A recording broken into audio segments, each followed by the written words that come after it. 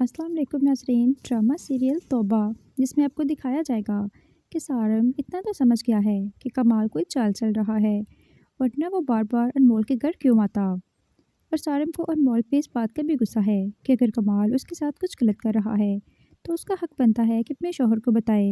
सारम उसका शौहर है, ना कि वो कमाल को इतना अहमियत दे।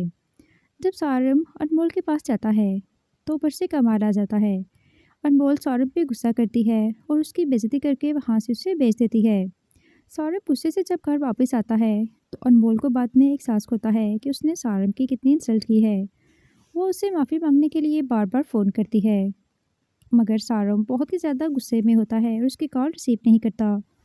जब अनमोल उसे बहुत सारी कॉल्स करती है तो सारभ उसकी कॉल पिक करता है और उससे कहता है कि चले गए तुम्हारे कमाल साहब। मैं देख रहा हूँ कि तुम उनको बहुत ज़्यादा वैल्यू दे रही हो, अपने शौहर से भी ज़्यादा। तो अनमोल कहती है कि सारब में ऐसी कोई बात नहीं है, उनके हम पर बहुत से एहसानात हैं, इसलिए वो मेरे बॉस भी हैं तो मैं उनकी इज़्ज़त करती हूँ। मगर सारम उसकी बात का यकीन नहीं करता और उसे कहता है कि अगर तुम्हारे और कमाल के दरमियान कुछ भी नहीं है तो फिर तुमने क्यों कमाल के सामने अपने शौहर को बेइज्जत करके वहाँ से निकाल दिया। तो अनमोल उससे माफ़ी मांगती है, मगर सारम गुस्से से फ़ोन बंद कर देता है और उससे कहता है कि कहीं ऐसा ना हो कि मैं कोई गलत फ़ैसला करने पर मजबूर हो जाऊं।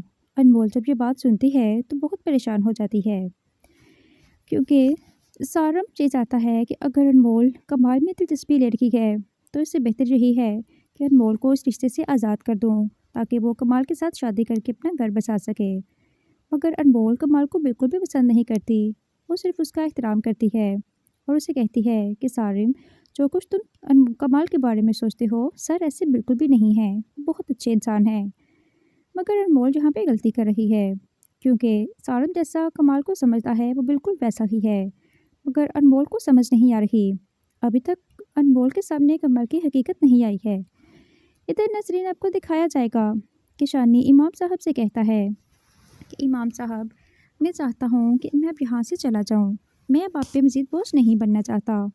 तो इमाम साहब कहते हैं कि शानी, तुम मेरे बेटों की तरह हो, मैं तुम्हारे साथ बहुत ज़्यादा अटैच हो गया हूँ, मैं तुम्हें अपने सगे बेटों की तरह प्यार करता हूँ, इसलिए तुम मुझे छोड़कर मत जाओ। तो शानी कहता है, इमाम साहब, माँ बाप तो हमेशा बच्चों को मेहनत की तरगीब देते हैं, इसलिए मैं आप पे बोझ नहीं बनना चाहता, आप बस मेरे हक़ में दुआ कर दें। मैं यहाँ से जाना चाहता हूँ ताकि मैं अपनी ज़िंदगी में कुछ कर सकूँ। इमाम साहब भी शानी को दुआ देते हुए रुखसत कर देते हैं और कहते हैं कि बेटा, अगर कभी टाइम मिला तो अपने इस बाप को ज़रूर याद करना और कभी कभी आकर मुझे मिल भी जाया करना।